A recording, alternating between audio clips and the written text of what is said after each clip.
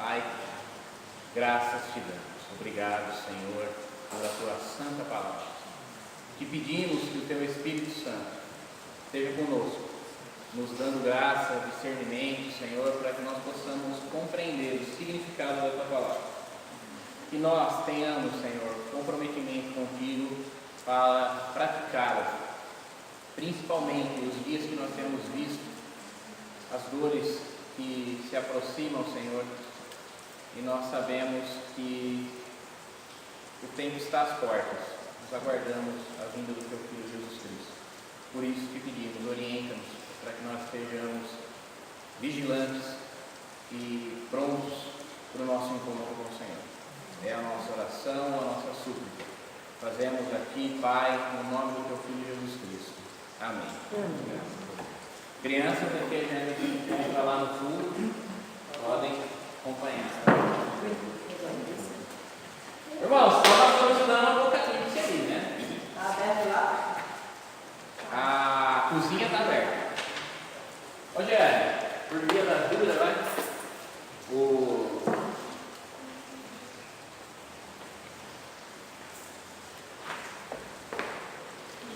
Então nós estamos estudando Apocalipse aí e tal, né? Temos visto, a revista tem nos ensinado, como o autor mesmo sugere, devagarinho, né? Para não queimar a boca aí, o mingau quente. Então vamos fazer uma revisão da aula passada. O primeiro ponto aí da revisão, na verdade, é uma revisão da primeira aula, né? Da introdução. Os outros dois aí, a revisão da aula passada propriamente dita. Então, na primeira aula, e frisamos isso na aula passada, nós dissemos que o Apocalipse, o objetivo geral do livro é dar a revelação da vitória final de Jesus Cristo.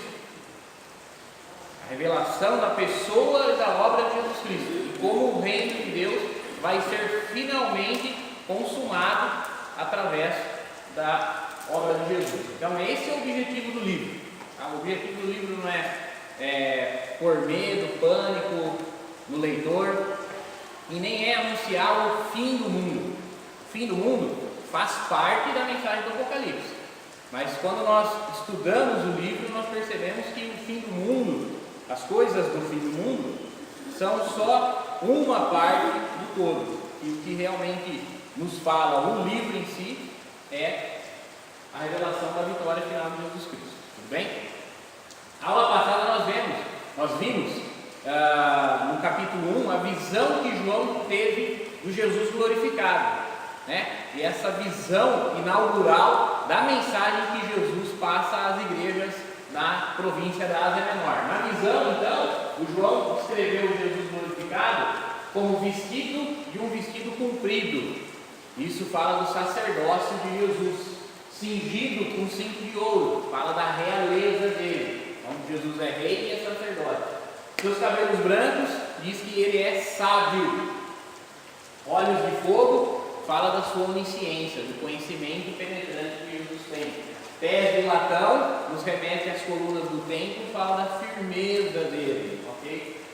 Estrelas na mão, a revista não comenta, né? Mas na descrição, ele também fala que ele tem as 7 estrelas na mão. Depois ele fala, o mistério das 7 estrelas e dos 7 castiçais que você viu, as 7 estrelas são os anjos da igreja, e os 7 castiçais são a igreja. Então, as 7 estrelas na mão fala da soberania. Jesus é o dono da igreja, ele tem a igreja nas suas mãos. A voz como de muitas águas é a sua autoridade, e a espada na sua boca é a palavra de Deus. Então esse é o Jesus glorificado. É uma visão surreal, né? Como eu disse para vocês na aula passada, obviamente Jesus não tem pés de metal nem fogo nos olhos, mas a visão que João teve desse Jesus transmite simbolicamente esse significado aí. E aí nós tratamos propriamente das cartas das 7 igrejas, e nós vimos que 7 igrejas significa a plenitude da igreja. Todas as igrejas de todos os tempos, em todos os lugares, em todo o mundo. Tá bom? Ninguém perguntou, mas também a revista não mencionou, mas nessa visão inaugural, que ele diz assim, ó, as 7 estrelas estão nas mãos dele, e ele anda no meio dos 7 castiçais. E ele disse: as 7 estrelas são os anjos das 7 igrejas, e os 7 castiçais são as 7 igrejas. Então existe uma certa discussão a respeito da interpretação disso. Comumente se interpreta que as 7 estrelas, que são os anjos das 7 igrejas, seja o mensageiro da igreja. E aí a gente interpreta isso como o pastor da igreja local. E as 7 igrejas, que são os 7 castiçais, a igreja local. A igreja local. Isso, a parte dos 7 castiçais como sendo a igreja local é bastante plausível, porque Jesus fala para Éfeso: se não te arrepender, vou tirar o seu castiçal do lugar. Ou seja, vou removê-la como igreja local do lugar onde você está. Agora, a questão do anjo das 7 igrejas serem o pastor da igreja, aí existe muita controvérsia. Porque nas cartas, Jesus fala de maneira pessoal ao anjo da igreja que está em Éfeso: isso diz. E aí ele fala assim: conheço as tuas obras. Quando nós lemos as cartas, nós vemos claramente que Jesus está dirigindo-se à igreja como corpo. Mas ele está dizendo: ao anjo da igreja escreve isso. Se a gente considerar que o anjo da igreja é o pastor da igreja, nós temos que admitir então que Jesus está dando uma bronca no pastor da igreja, e que a igreja então não tem culpa nenhuma. Mas não é isso que nós vemos, né? Por exemplo, quando nós pensamos na pior das cartas, lá, Laodiceia, só tem repreensão. Jesus fala assim: aconselho-te que de mim compres colírio e branqueie as suas vestes para que não se mostre a sua nudez, e compre ouro refinado na fornalha. Então, peraí, ao anjo da igreja que está em Laodiceia, Jesus está dando uma dura no pastor da igreja, ou Jesus está dando uma dura na igreja? E aí, o que vocês acham? No pastor ou na igreja como um todo? Então, eu também acredito que é na igreja como um todo. Por isso que, em geral, as igrejas que são congregacionais, ao modelo da igreja batista, interpretam o anjo da igreja que está em Éfeso, o anjo da igreja que está em Tiatira, como sendo o corpo de membros, e não o pastor. O pastor é um membro do corpo. Por isso, quando diz assim: ao anjo da igreja que está, significa a membresia. Por isso que Jesus fala: o mistério das estrelas e dos castiçais as estrelas são o anjo da igreja, e o castiçal é a igreja. Então, as estrelas é o anjo da igreja, as estrelas é a comunidade, é o corpo reunido na igreja, e o castiçal é a igreja local, a igreja como organização, instituição. Tudo bem? Isso aí, existem outras interpretações, outras possibilidades.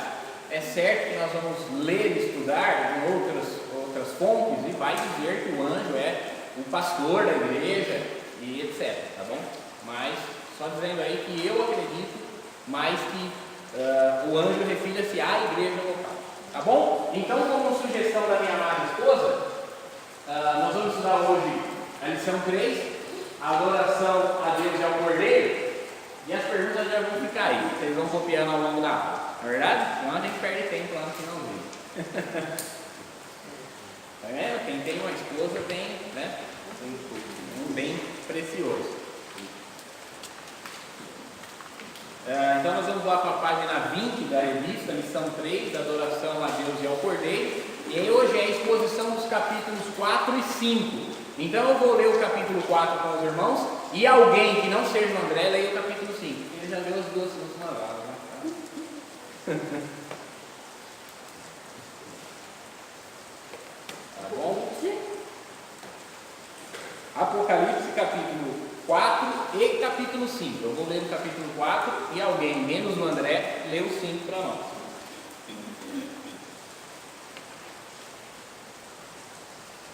Vamos lá então? Diz assim, depois destas coisas, olhei, e eis que estava uma porta aberta no céu. E a primeira voz, que como de trombeta ouvira falar comigo, disse: sobe aqui e mostrar-te-ei as coisas que depois dessas devem acontecer. Logo fui arrebatado no Espírito, e eis que um trono estava posto no céu, e um assentado sobre o trono. E o que se achava assentado era na aparência semelhante à pedra jaspe e sardônica, e o arco-íris, ou o arco celeste, estava ao redor do trono. parecia semelhante à esmeralda. E ao redor do trono havia 24 tronos, e via sentados sobre os 24 tronos 24 anciãos, vestidos de vestes brancas, e tinham sobre suas cabeças coroas de ouro. E do trono saíam relâmpagos, trovões, vozes, e diante do trono ardia 7 lâmpadas de fogo, as quais são os 7 Espíritos de Deus. Havia diante do trono um mar de vidro, ou uma piscina de vidro na nossa linguagem hoje, tá? Semelhante a cristal. E no meio do trono, ao redor do trono, 4 animais cheios de olhos por diante e por detrás.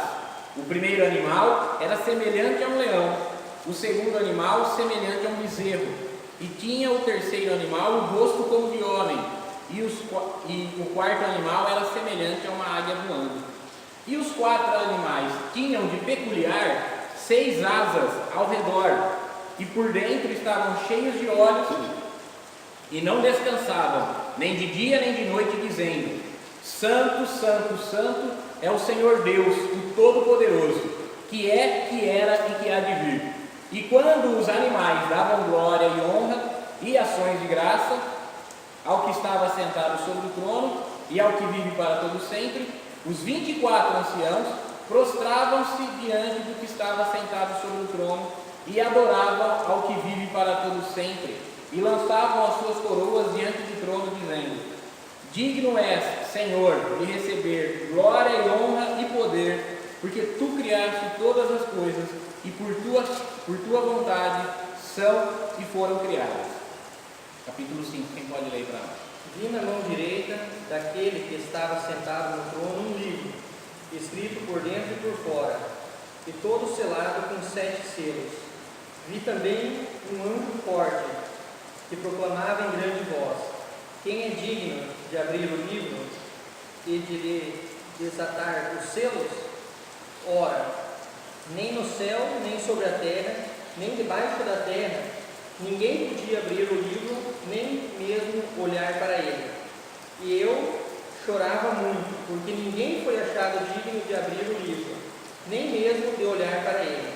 Todavia um dos anciãos me disse: Não chores. Eis que o leão da tribo de Judá, a raiz de Davi, venceu para abrir o livro e os seus 7 selos. Então vi no meio do trono e dos 4 seres viventes, e entre os anciãos de pé, um cordeiro, como tendo sido morto.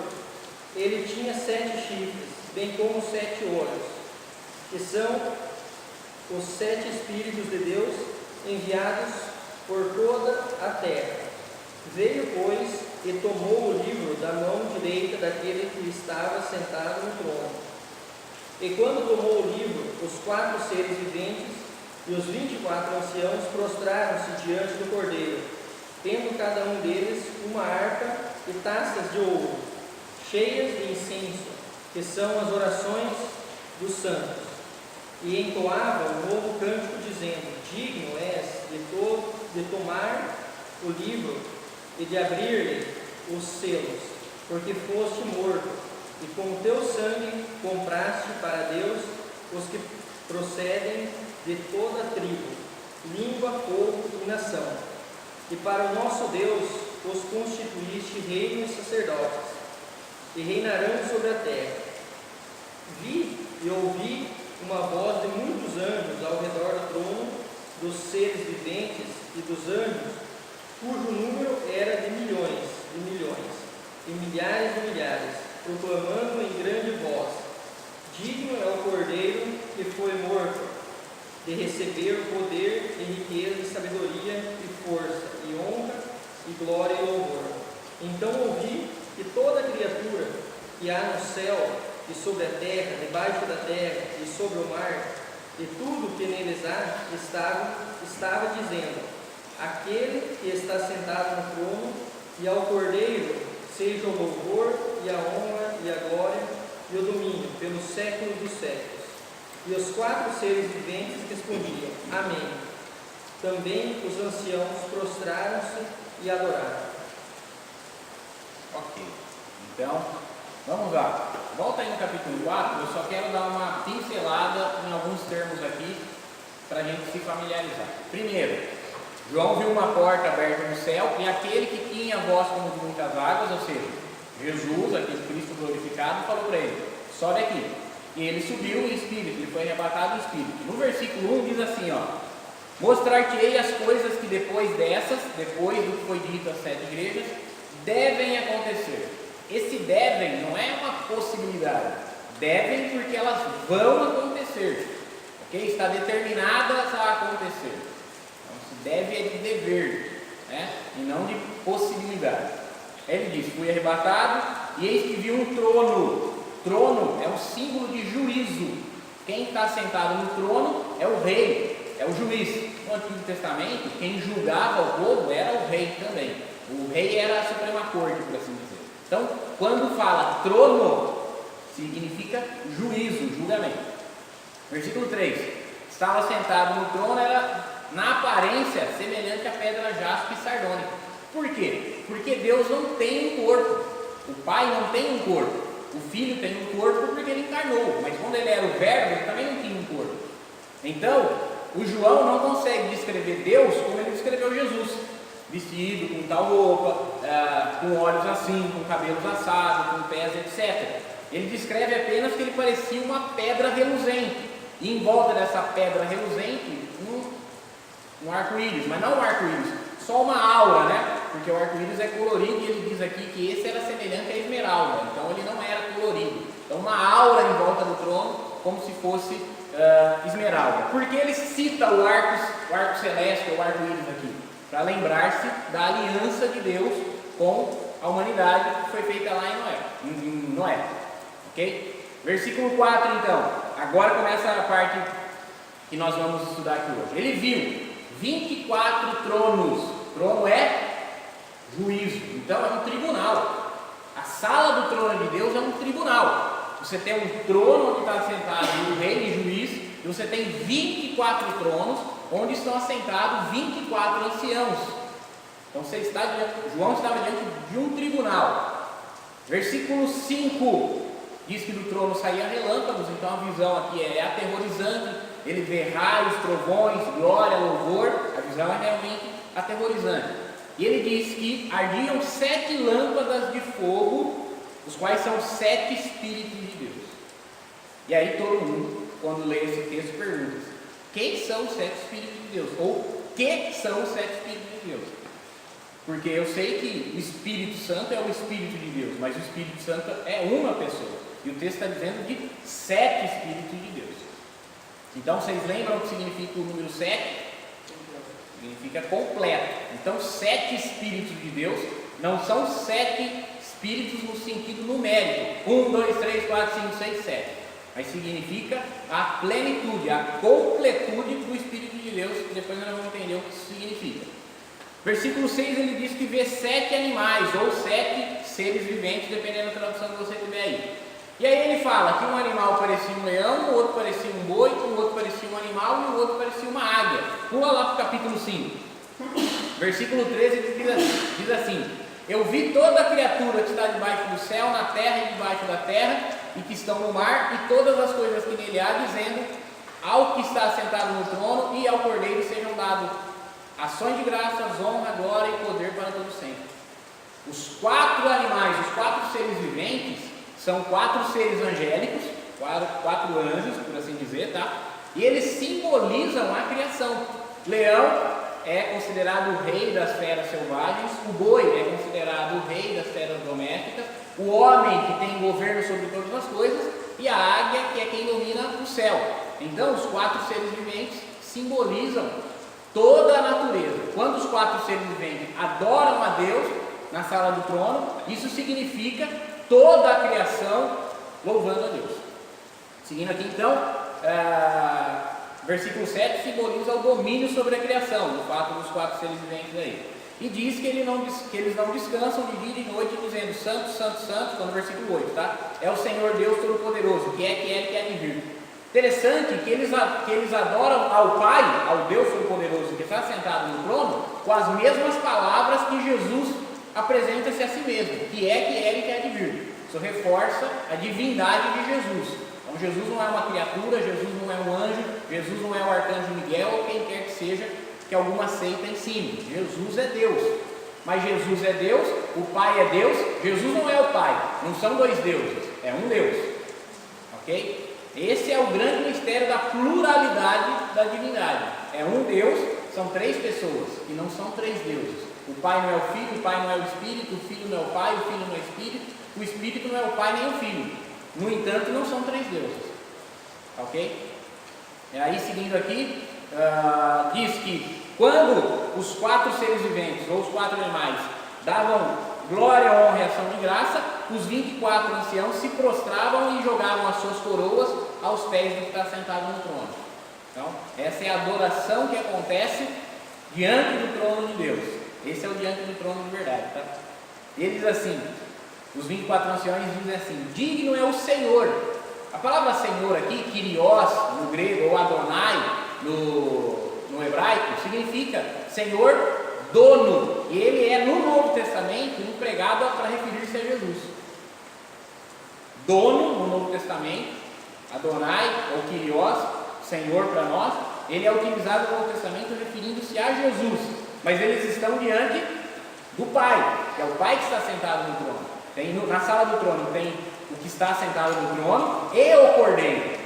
As duas pessoas estão lá, mas elas são adoradas como a mesma divindade. Ele diz: porque tu criastes todas as coisas, e por tua vontade são e foram criadas. Quem esteve aqui no domingo à noite, ouviu eu pregando João capítulo 1, né, versículo 3 lá, que diz: ele estava com Deus no princípio, e tudo que foi feito por ele, e sem ele nada do que foi feito se fez. Então, mais uma vez aqui, a adoração que é direcionada ao que está sentado no trono, refere-se tanto à pessoa do Pai, quanto à pessoa do Filho. Então, depois ele vê no capítulo 5, eu não vou fazer essa exposição versículo a versículo aqui para vocês, ele vê, além do trono, no capítulo 4, no versículo 5, ele vai falar de um rolo de livro, selado com 7 selos, que ninguém podia romper esses selos, e ele chora porque ele queria ver o que tem dentro do livro, mas ninguém podia romper os selos. E aí então é dito para ele olhar para o leão da tribo de Judá, e quando ele vira-se, ele vê o cordeiro. O cordeiro é digno de desatar os selos. Ok? Então nós estamos aqui com a visão do cordeiro. Um cordeiro com 7 pontas, 7 chifres. Ponta chifre significa força, tá? Pontas, né? O chifre significa força, e 7 olhos. Ele diz: os 7 olhos do cordeiro são os 7 Espíritos de Deus. Nós vimos na aula passada que os olhos de Jesus simbolizam o que dele? A sua. O que os olhos de Jesus pegando fogo simbolizavam? Como? A sua onisciência. Por isso, o cordeiro tem 7 olhos, que são os 7 Espíritos de Deus. Então, 7 Espíritos de Deus significa a onisciência de Deus. Por isso ele diz: os 7 Espíritos de Deus que estão por toda a parte da terra, porque Deus conhece todas as coisas. Tudo bem? Então, 7 Espíritos não é 7 coisas, 7 Espíritos pessoais, 7 anjos, 7 qualquer coisa. 7 Espíritos é apenas a onisciência de Deus, que está vendo tudo em todo lugar. Agora, muitas pessoas não conseguem compreender a imagem do livro selado, porque livro para nós é isso aqui, ó. Não é verdade? Isso aqui é um livro, né? Livro, 96 folhas, uma capa costurada, isso aqui é um livro para nós. Mas livro, no mundo antigo, não era assim. Primeira coisa que nós temos que entender, versículo 1 do capítulo 5: o que estava sentado sobre o trono, e vi na destra, na mão do que estava sentado sobre o trono, o Pai, um livro. A palavra livro aqui é a palavra biblos. Biblos. Biblos significa livro no plural. É com S no final, biblos, mas é livro. Biblia significa livros. Por isso que a nossa escritura sagrada chama Biblia, porque ela é uma coleção de 66 livros. Mas biblos não significa livro nesse sentido. Biblos significa folha, porque biblos é o nome da fibra do junco de que era feito o papiro. Então, o papiro era uma folha feita de fibra de junco. O nome da fibra do junco é biblos. Então aqui há uma metonímia. Olha lá, figura de linguagem, uma metonímia. Quando você chama o todo por parte, quando você chama a característica pela pessoa. Um exemplo disso, você diz assim, vou ao médico. Você não vai ao médico, você vai ao consultório médico. Mas por metonímia, você diz, fui ao médico. O médico é uma pessoa, você não foi à pessoa, você foi ao consultório da pessoa. Da mesma maneira, o camarada fala assim, tomei uma taça de porto. Você não tomou o porto, você não tomou a cidade, você tomou o vinho do porto. Então, essa figura de linguagem chama-se metonímia. Então, você toma parte pelo todo, tá bom? Então, quando ele diz, eu vi o biblos, ele tá, ao invés de ele dizer, eu vi um rolo de papiro, ele fala, eu vi um rolo de junco. Então, ele toma a característica pela coisa. O papiro era de junco, mas ele diz, eu vi o junco, eu vi o biblos. Para nós fica traduzido como livro. Mas ele viu um rolo. Esse rolo, ao contrário desse meu papel, estava escrito por dentro e por fora. No mundo antigo, quando eu ia mandar uma carta oficial de um rei para outro rei, de uma autoridade para outra autoridade, eu escrevia a carta, vou ler ela ao contrário. Escrevia a carta por dentro, enrolava ela, ok? Minha folhinha de papiro, para que ninguém visse o conteúdo da carta, a não ser o destinatário. Pingava uma gota de cera na borda do papel e carimbava com um anel real, a gota daquela cera. O selo é isso, é um lacre de cera quente, carimbado com o anel do remetente. Essa carta era levada por um mensageiro, ela tinha que chegar sem ter rompido o selo. O único digno de romper o selo era o destinatário. Chegava então essa carta às mãos de um rei, e ele, diante de uma corte, quebrava o selo e lia aquela mensagem que era destinada a ele. João fala que ele viu um rolo selado com 7 selos, tá? Eu fiz para vocês uma réplicazinha, tá vendo? Papelzinho enrolado. O rolo do João está escrito por dentro e por fora. Significa que a mensagem é muito grande. Não dá para escrever só de um lado do papiro, tem que escrever dos dois. É muita coisa. É uma mensagem muito séria. Escrito por dentro e por fora. E não tem um selo só. Um selo era suficiente. Tem 7. Por que 7? Porque ele está completamente selado. 7 completo. Completamente oculto o que está escrito nesse rolo. E o João fica triste, ele quer saber o que está escrito no rolo. Mas ninguém pode romper. O Pai, que está sentado no trono, tem um rolo. Lembra? Capítulo 1, versículo 1. Revelação de Jesus Cristo, a qual Deus lhe deu. O Pai tem um rolo, que tem algo escrito, a gente não sabe, e só um é digno de tirar cada um dos 7 selos. Quem é o digno? O Cordeiro. O Cordeiro pode desatar os selos, tirar cada um dos selos. Então, passa aí para vocês verem. Eu coloquei uma etiquetinha igual de convite de casamento. Passa aí para vocês verem, tá? Você imagina que essa etiquetinha era uma gota de cera, e essa gota de cera aí tem que ser tirada a 7. Aqui existe uma questão muito interessante. Existe uma dúvida de interpretação dos teólogos. O Apocalipse, a revelação, de fato, é tudo que João escreveu? Aí no meu rolinho está escrito a história de Noé, tá, gente? Só. O Apocalipse é tudo que João escreveu? É, portanto, tudo que nós lemos? Ou o Apocalipse é o que está dentro desse livro, que só vai ser revelado quando o 7º selo for rompido? É uma grande questão. Divide opiniões. Algumas pessoas acreditam que o Apocalipse seja tudo o que o livro conta. Então, nós já estamos lendo e descobrindo a revelação de Jesus Cristo. Outros teólogos acreditam que a revelação de fato é o que está escrito dentro do livro. E o livro de João passa o livro todo contando o desatar de cada selo. E cada selo que é desatado, ele vê uma visão. Essa visão, no caso, não é o Apocalipse, não é a revelação. A revelação, o Apocalipse com A maiúsculo, por assim dizer, seria somente quando o 7º selo for rompido e o que for visto dentro do rolo do livro for descoberto. Então, isso divide opiniões. Pastor, qual é a sua opinião? A minha opinião é que eu também não sei. Pode ser que o Apocalipse seja tudo isso, pode ser que o Apocalipse seja o que está dentro do rolo. Tá bom? Se for o que está dentro do rolo, o que se chama de Apocalipse, de fato, seria, portanto, o que vem depois das 7 trombetas e das 7 taças, que nós vamos ver que é a ira de Deus, o juízo de Deus sobre a humanidade. Se Apocalipse for toda a visão de João, então Apocalipse é tudo que nós já vimos, incluindo as 7 cartas, incluindo a visão do trono, a visão do cordeiro, etc, etc, etc. Tá bom? Lembra que eu falei para vocês na primeira aula que qualquer pastor, qualquer pessoa, qualquer professor chegar aqui para vocês e falar, eu sei o que é o Apocalipse, é o livro todo. Ou se o outro chegar aqui e falar, eu sei o que é o Apocalipse é o que está dentro do rolo. Se o cara falar assim, esquece que ele já está falando besteira. Tá? Quem sou eu? Tem 30 anos, faz 4 anos que eu sou pastor. Isso aqui divide a opinião de teólogos desde o primeiro século.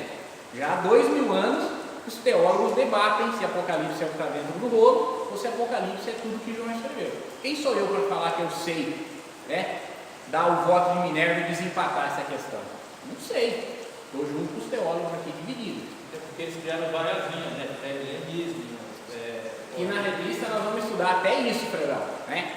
Existem diversas escolas em todos os assuntos que diz respeito ao Apocalipse, né? Depois, quando nós formos falar do milênio, que o Apocalipse menciona lá no capítulo 20, nós vamos ver que existem 4 escolas sobre o milênio. Aí, quando formos falar da grande tribulação, nós vamos ver que existem 3 escolas, 3 interpretações sobre a grande tribulação, etc, etc. Bora para a revista.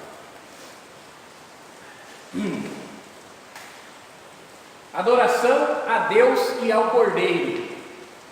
Página 20 aí, motivação.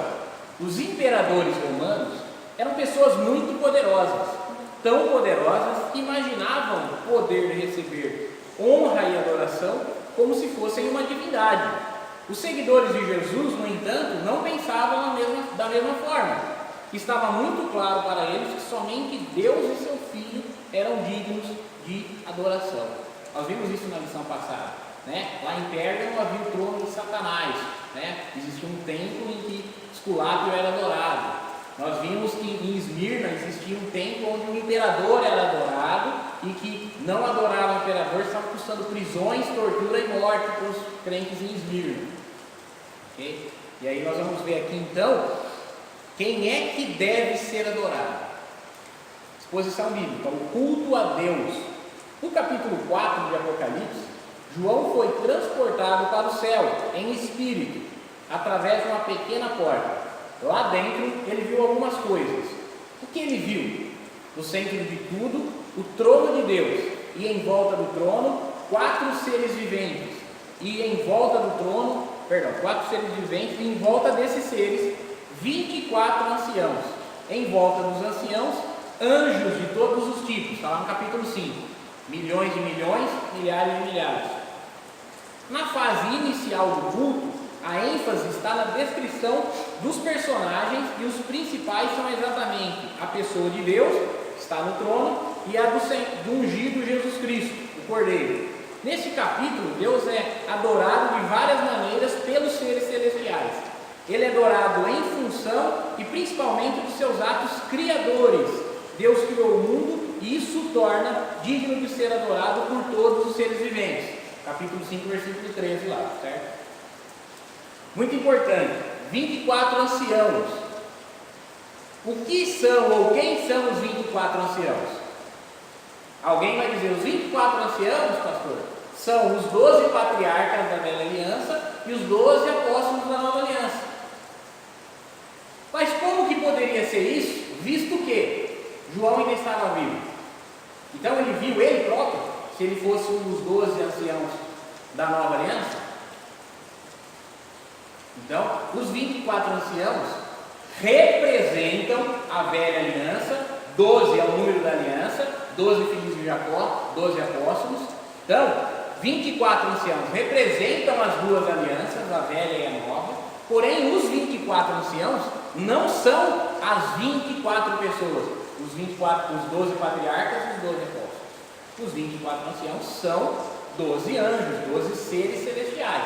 Como os 4 seres viventes não são um leão, um boi, um homem e uma águia. São 4 seres celestiais, 4 seres angélicos, surreais, né, que tem cabeça de leão, cabeça de boi, cabeça de homem, cabeça de águia, 6 asas. Então, os 24 anciãos são 24 anjos, que representam 12 mais 12, a velha e a nova aliança. Tudo bem? Alguma dúvida até aqui? E quantos anjos tem diante do trono? Milhões de milhões, milhares de milhares. O que é traduzido para nós por milhares de milhares aqui é milhões de milhões, 10 milhões e 10 milhões. Né? É que para nós não faz sentido essa colocação, mas milhares de milhares aqui parece que é menos, né? Então, milhões de milhões, milhares de milhares. Então é menos, primeiro é mais, depois é menos? Não, é mais e mais ainda. Milhões de milhões e 10 milhões e 10 milhões. É muito anjo. O culto ao Cordeiro. Vocês podem ver aí também as perguntinhas, vai aparecendo aí a resposta de algumas coisas, tá? Ficam meio ligeiras. Após a narração do capítulo 4, a sala do trono, a visão do trono, o Apocalipse apresenta uma crise no capítulo 5. Qual é a crise? João é informado que há um rolo que ninguém pode abrir. Ele começa a chorar, até que alguém bate no seu ombro e diz: não chore, João, porque o leão da tribo de Judá, a raiz de Davi, venceu e pode abrir o rolo. Apocalipse 5:5. Ele ouve falar de um leão, mas quando olha, ele vê um cordeiro. É Jesus Cristo na forma simbólica de um cordeiro ensanguentado, degolado, representando a centralidade do sacrifício na cruz no projeto da redenção divina. Daqui em diante, o cordeiro Jesus Cristo, já com o rolo na mão, vai começar a quebrar os selos do rolo, um por um. À medida que cada selo é removido, uma cena é testemunhada por João. Ele olha, testemunha a abertura de cada selo, acompanha os eventos relacionados a cada um e, posteriormente, ao se lembrar da experiência em espírito, registrará com suas palavras no livro que agora temos em mãos. Beleza? Algum pastor, algum crente, algum irmão já perguntou assim para mim e provavelmente para vocês: pastor, que selo nós estamos? 2018, que selo do Apocalipse nós estamos? A resposta é: no 7º. Jesus já quebrou todos na presença de João. Agora, os acontecimentos que eles descrevem é outra coisa. Rompidos os selos e revelado ao conteúdo da mensagem já foi. Já faz 2000 anos que Jesus quebrou os 7 selos e mostrou o conteúdo da mensagem. Agora, o conteúdo da mensagem ter se consumado, ter acontecido, aí é outro papo. A partir da lição que vem nós vamos ver em qual conteúdo dos selos nós estamos. Mas se alguém perguntar para você, quantos selos do Apocalipse você acha que já foram abertos? Todos. Ué, João não contou tudo já? Jesus já quebrou os 7 selos, já mostrou para ele tudo. Agora, o que ele contou, talvez não tenha acontecido tudo ainda. Tá? Vocês entendem a diferença do selo ser quebrado e acontecer o que o selo revela? Então, isso é importante também para nós.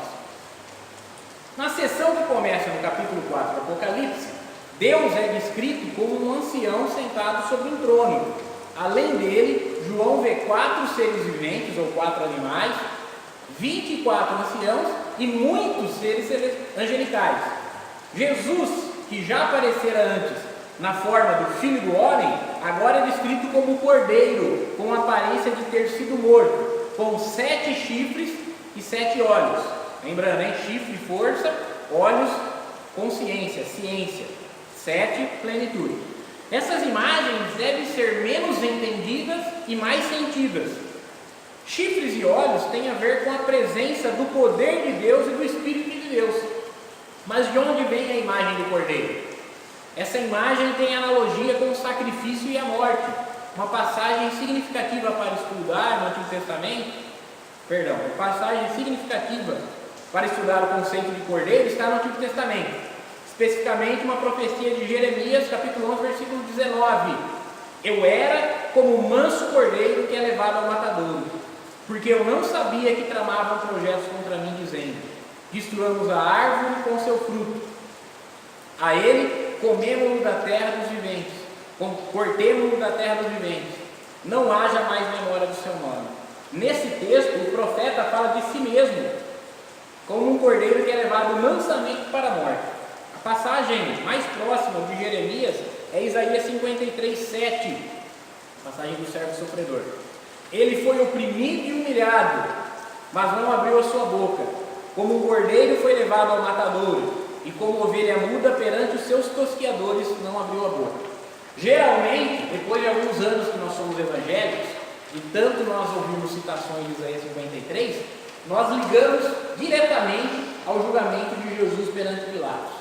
Nós lemos Isaías 53 e está claro que refere-se a Jesus diante de Pilatos, mudo como ovelha, Jesus diante do Sinédrio, Jesus diante do rei Herodes. Bom, o relato de Isaías 53 sobre o servo sofredor reaparece no Novo Testamento de diversas formas para falar do ministério de Jesus e a sua morte. Então aqui ele dá 3 referências dos textos.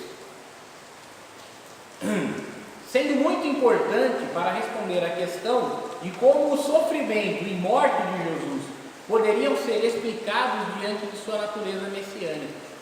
Então, Jesus é o Messias, não o rei que os judeus esperavam, mas ele é a vítima inocente que tira o pecado do mundo. Não perde o culto de hoje à noite, que vai ser isso aí que vai ser pregado, tá?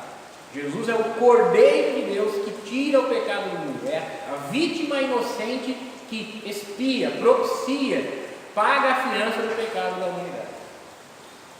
É exatamente isso que aparece quando o Apocalipse descreve Jesus como um cordeiro. Ele é o Messias pelo caminho do sacrifício.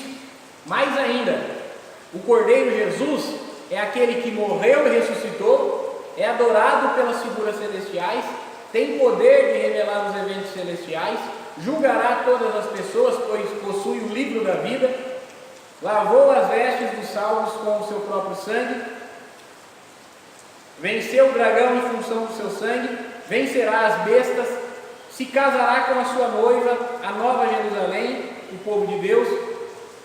Vem aqui, ó, as 3 coisas referem-se a uma coisa só. A noiva, a nova Jerusalém e o povo de Deus são uma coisa só, são a igreja. Às vezes o livro vai chamar de noiva, às vezes o livro vai chamar de Nova Jerusalém, ou cidade de Deus, às vezes o livro vai chamar de povo de Deus, mas ele está falando da igreja, sempre. Iluminará a Nova Jerusalém. A imagem do cordeiro sacrificial, então, no Apocalipse, faz referência não apenas ao sofrimento e à morte, mas também à vitória, reinado, poder e glória. Jesus morreu, mas ele ficou morto? Morreu e ressuscitou. É a esse Cordeiro exaltado que toda a adoração do capítulo 5 se dirige. Ele é digno de ser adorado, porque segundo os 24 anciãos e os 4 seres viventes, morreu, com seu sangue comprou pessoas de todas as nações, constituindo reino e sacerdotes para Deus. Os mesmos seres que adoram a Deus no capítulo 4, agora se rende adoração ao Cordeiro de Deus. O que está sentado no trono é digno de adoração e o Cordeiro é digno de adoração. Não são 2 deuses, mas é um só Deus, mas não são a mesma pessoa, são pessoas distintas. Então, um grande mistério para nós aí da pluralidade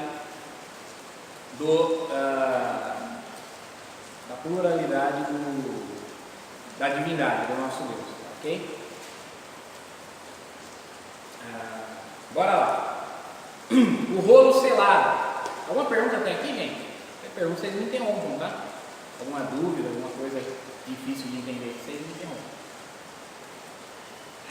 O rolo selado. Mas o que seria o rolo selado com 7 selos? Qual seria o seu significado? O livro selado representa a história da salvação ou da redenção operada por Deus através do Cordeiro Jesus Cristo. O que lemos no Apocalipse, do capítulo 6 até o 11, a extensão do rolo selado, é a forma como o Cordeiro implementa o seu reino, como ele formou o povo. Quando Jesus andou entre nós, ele abria a boca e dizia: é chegado o reino de Deus. Pois bem, o reino de Deus realmente chegou, mas ainda não foi consumado, completado, terminado. Isso se dará na segunda volta do Cordeiro. Entre a primeira vinda do Cordeiro e a segunda, acontece no mundo um processo de integralização do reino do Cordeiro. como esse reino está sendo implementado na história. E como esse reino está sendo implementado na história? É exatamente isso que o Apocalipse quer revelar por meio da cena do rolo selado com 7 selos. O que acontece nos capítulos 4 a 11 é a revelação do conteúdo do rolo. Alguns elementos ainda importantes para compreender o conteúdo do rolo. Vamos lá. A abertura do livro selado é uma cena profética, como as antigas cenas proféticas encontradas no Antigo Testamento. Por exemplo, os profetas eventualmente dramatizavam suas mensagens para que fossem comunicadas e entendidas com muito mais clareza. Foi isso que levou Jeremias a comprar um campo. O povo estava sendo levado em cativeiro. Jeremias vai lá e compra um terreno. Isso é uma forma dele mostrar a esperança de que o povo ainda ia voltar lá. Você imagina que há uma invasão no Brasil e durante essa invasão você vai lá e compra um terreno, sabendo que você vai ser levado cativo. Então Jeremias comprou um terreno e ele morreu, não chegou a usufruir do terreno, porém como ele tinha direito sobre aquele terreno, ele estava dizendo, um dia no futuro as pessoas vão voltar para cá e a minha posteridade vai herdar o terreno que eu comprei. Então essa era a esperança que ele queria demonstrar. O que levou Isaías a ficar nu, despir-se por 3 anos para anunciar o castigo de Deus, e o que levou Ezequiel a ficar deitado por vários meses para declarar a forma como o povo de Deus seria castigado. Mesmo Jeremias também ele coloca um jugo, uma canga de madeira no pescoço, para dizer que o Nabucodonosor ia pôr uma canga em Israel. O rolo selado não é um registro histórico em linguagem histórica ou uma reportagem em linguagem jornalística. É uma descrição profética do plano da salvação de Deus, que não apenas se move para salvar individualmente seus filhos, mas que, no fim, resultará numa intervenção maravilhosa para dar origem ao reino do Cordeiro. Então, essa é a primeira coisa que nós temos que entender. A imagem do rolo, ela tem um significado profético. Okay? O rolo está estruturado por meio da abertura de 7 selos. Entretanto, antes da abertura do selo de número 7, há um parênteses, uma pausa na narrativa interrompe a série de imagens. Então, o João vai descrevendo. Abriu o primeiro, segundo, terceiro e quarto selos. Esses 4 primeiros são uma pegada só. Jesus rompe 1, 2, 3, 4 e ele narra o que acontece ao romper dos selos. O 5º selo numa outra visão, o 6º selo numa outra visão, e aí ele, não fala mais dos selos. Ele começa a narrar um outro desdobramento, e só depois é que ele vai falar do rompimento do 7º selo. Então vamos lá. Entretanto, antes da abertura, dá uma pausa, um parênteses, interrompe a série de imagens. O capítulo 7 de Apocalipse não pertence nem ao 6º selo, nem ao 7º selo. Ele é um parênteses, e não é o único, tá? Capítulo 12 depois é um outro parênteses também nas visões. Finalmente, o 6º selo é rompido, e quando o seu conteúdo é revelado, João vê 7 anjos com 7 trombetas. Isso significa dizer que as 7 trombetas são precisamente o conteúdo do 7º selo. Por isso temos enfatizado aqui que os selos se estendem até o capítulo 11. Quando a 7ª trombeta é tocada, somente após a última trombeta é que se dá fim à revelação do rolo selado, ou que se dá início, depende do que você entende por revelação. Revelação é o que ele viu com o romper dos selos, ou revelação é o que ele viu depois de romper os 7 selos. Se você entende que revelação é o que ele viu ao romper os selos, então ele viu, quando a 7ª trombeta é tocada, ele viu a revelação. Sem imaginar que com o romper dos 7 selos, agora ele desenrola o rolo. Então aí ele começa a ver o conteúdo da revelação. O autor segue a primeira, existem pessoas que seguem a segunda, o pastor não tem competência para fazer o voto de Minerva aí, e acredito que ninguém tem, tá bom? Nem eu, nem ninguém pode dizer, não, é isso, ou é aquilo. Vamos aqui, irmãos. A grande pergunta que os capítulos 4 e 5 do Apocalipse quer responder é: quem é digno de adoração? Muita gente na época do Apocalipse dizia que o imperador romano era digno de adoração, mas eles estavam errados. Somente Deus é digno de receber toda e qualquer adoração. Nesses 2 pequenos capítulos da Bíblia, encontramos seres e mais seres no céu em adoração a Deus. Essas passagens bíblicas certamente podem iluminar nossos corações a respeito do mundo celestial e as coisas que aqui acontecem. Nele, anjos e humanos se unem num imponente culto. É bonito pensar que quando morreremos e chegarmos lá, iremos nos juntar a muitos outros daquela bela cantoria. Para pensar e agir. Tomando o céu como um grande espaço de culto, devemos aproveitar a oportunidade que temos em vida, nos cultos das nossas igrejas, para praticarmos aquilo que faremos na eternidade. Uma coisa que eu li uma vez, de vez em quando eu dou uma publicada no meu perfil do Facebook. Eu já tinha feito outra vez e recentemente escrevi de novo, sempre que me vem na cabeça. Quem não aguenta ficar 1h30 no culto de domingo, como é que pensa que vai aguentar passar a eternidade cantando Santo, Santo, Santo é o Senhor Todo-Poderoso, que é divino? Você acha que é maçante 1h30 de culto? Então acredito que você não está pronto para uma eternidade de culto. Tá bom? Na eternidade nós vamos ficar cultuando a Deus. De noite não, só vai existir dia, né? Na eternidade não existe noite. O tempo todo adorando a Deus, isso vai ser realizador para nós, não maçante. Então, nós devemos nos alegrar em poder ter o privilégio de dar 1h30 de culto para Deus como um prólogo, uma antecipação em tamanho reduzido daquilo que nós vamos fazer na eternidade. O povo de Deus é um povo que tem prazer na adoração. Será? Tomara que sim, né? Afinal, é a própria palavra que declara que Deus habita no meio dos louvores. Bom? Alguma dúvida? Alguma pergunta que vocês queiram fazer? Mesmo do que a revista aqui não expôs, mas que estava no conteúdo dos capítulos 4 e 5 aí? Não? Ficou tudo bastante claro? Vamos responder as perguntas juntos então aqui? Lembrando sempre para vocês que o pastor também responde a pergunta que faz para vocês. Tá? Eu pergunto para vocês, eu pergunto para mim e eu respondo para ver se ficou claro, fácil de entender. Tá? Mas vamos lá então. Quais são os seres angélicos que assistem, ou seja, que atendem diante de Deus? Quem são eles?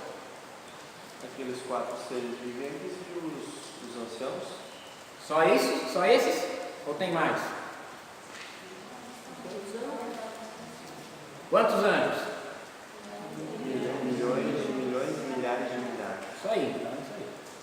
4 seres viventes, 24 anciãos, milhares e milhares de anjos. Então a resposta é essa, tá bom?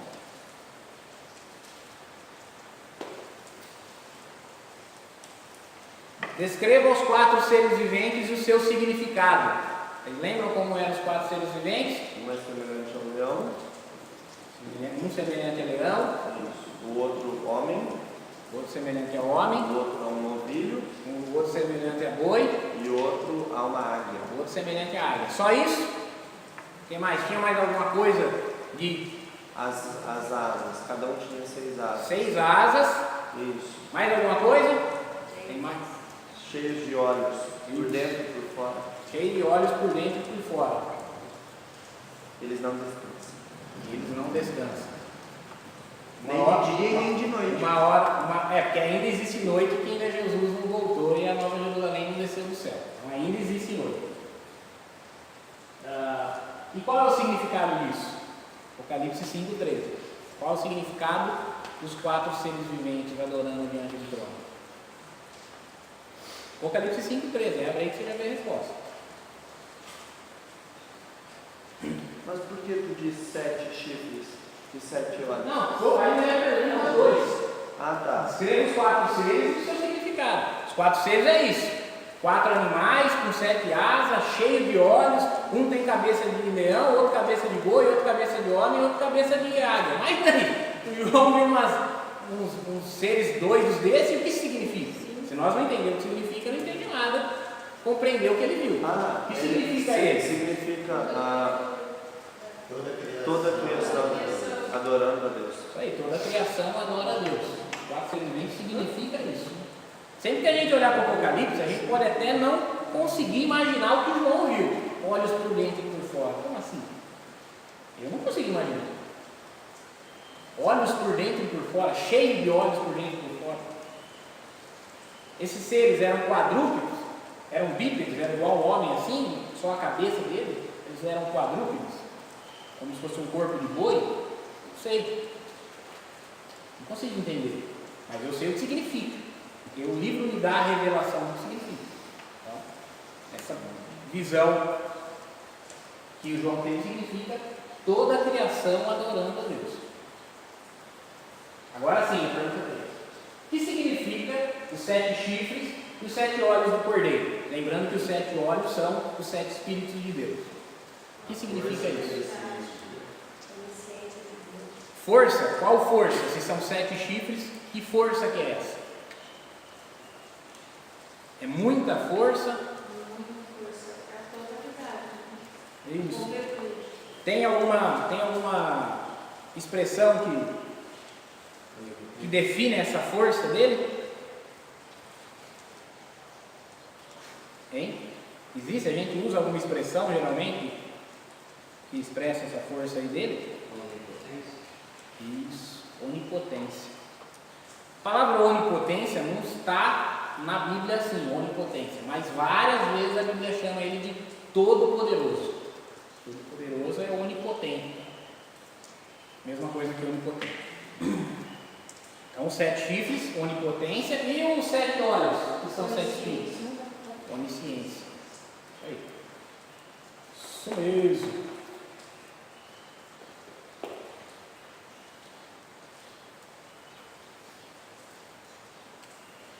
Quem era o único digno de romper, se escrever digno? Escreve digno. Eu coloquei no meu. Humilde. Quem era o único digno de romper os 7 selos e de abrir o rolo do livro que João viu? Cordeiro Jesus. Isso aí mesmo. Eu não pus aí outra pergunta, mas eu vou fazer outra pergunta aqui para vocês. Qual o significado dos 24 anciãos? Primeiramente, vamos ver se vocês entenderam. Quem são os 24 anciãos? Segundo o que o pastor falou na aula, são os seres angelicais. Isso, são 24 anjos. Tá?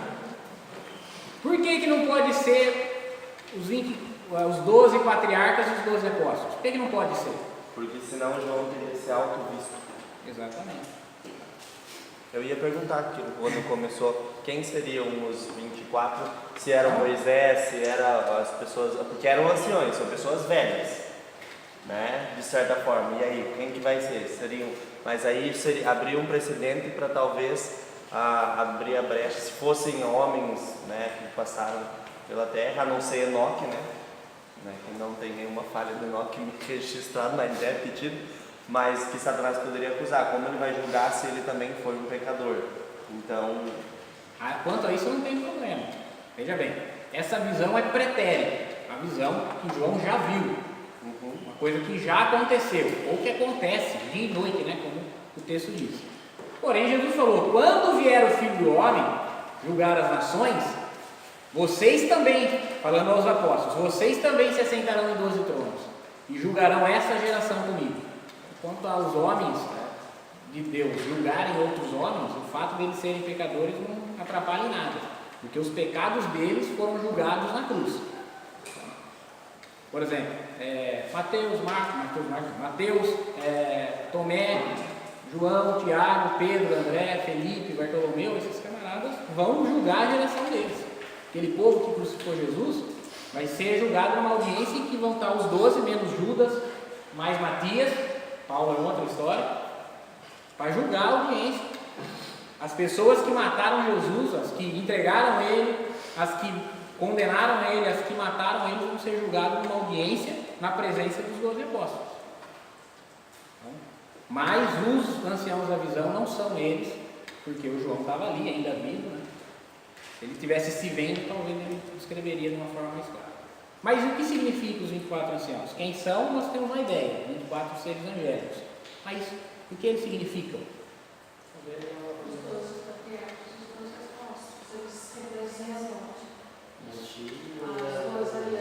As duas alianças, exatamente isso. Eles simbolizam as duas alianças. 12 e 12, velha e nova aliança. Mais alguma pergunta que vocês queiram fazer? Que horas são? Que horas? 10 horas. Vou responder só a pergunta do Caio para a gente encerrar. Então, é assim, eu disse já uma aula, vou dizer de novo. 12 é o símbolo da aliança. Então, você tem 12 tribos de Israel, 12 filhos de Jacó. Porém, as 12 tribos são 14.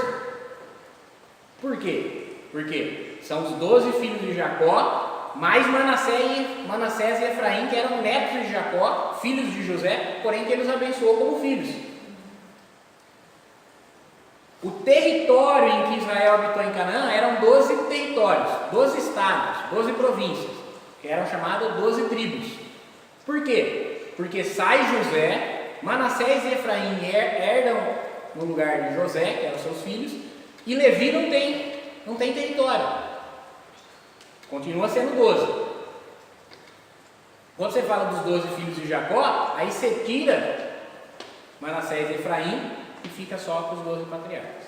Os apóstolos é a mesma coisa. Jesus escolheu 12 por quê? Não tem nada de mágico no número 12. Não precisa jogar no jogo do bicho no número 12, achando que vai ter sorte. Tá? 12 significa aliança. Quando Jesus escolhe 12, ele está dizendo claramente para a multidão e para os seus contemporâneos que ele estava fazendo uma aliança com aquela geração. Então ele escolhe 12. Ok? Mas ele escolheu aquele que o traíra. Diversas vezes ele fala: não escolhi eu, vós 12, e um de vós é o diabo. Outro texto diz assim: porque Jesus bem sabia desde o começo quais eram os que criam, quais eram os que não criam e quem era que o havia de entregar. Então Jesus escolheu Judas propositalmente. Tá bom? E aí Judas traz Jesus. E o colégio apostólico fica com 11 apóstolos. Não foi Jesus, não foi Deus, não foi o Espírito Santo que falou: vocês têm que substituir o Judas. Foram os apóstolos que entenderam a importância do significado do número 12 e falou: é importante que alguém do nosso meio, que esteve conosco desde o início do ministério de Jesus e que foi testemunha ocular da ressurreição de Jesus conosco, substitua o ministério de Judas. E aí eles percebem que há duas pessoas aptas, de iguais competências e caráter, e por sorteio, tirou no palitinho, Matias saiu por sorte e entrou no lugar de Judas. Então já são 13, 12 menos Judas mais Matias. Mas aí Jesus aparece para Paulo no caminho de Damasco e faz dele apóstolo. Paulo não faz parte dos 12, ele não é daquele colégio apostólico dos 12, mas ele é tão apóstolo quanto os 12. Então, quando a gente fala 12 apóstolos, é 12 apóstolos, mesmo que sejam 14. 14 pessoas que receberam o nome de apóstolo. Tá? Que a importância aqui é o número 12 e não as pessoas em si quem são.